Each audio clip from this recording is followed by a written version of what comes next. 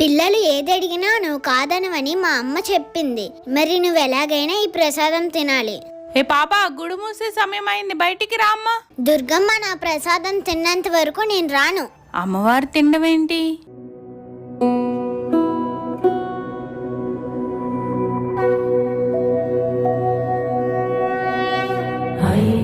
Nandini Nanditha మేదిని Vishwa Vinodini నందినుతే గిరివర Vindhya శిరోధిని వాసిని Vishnu విలాసిని జిష్ణునుతే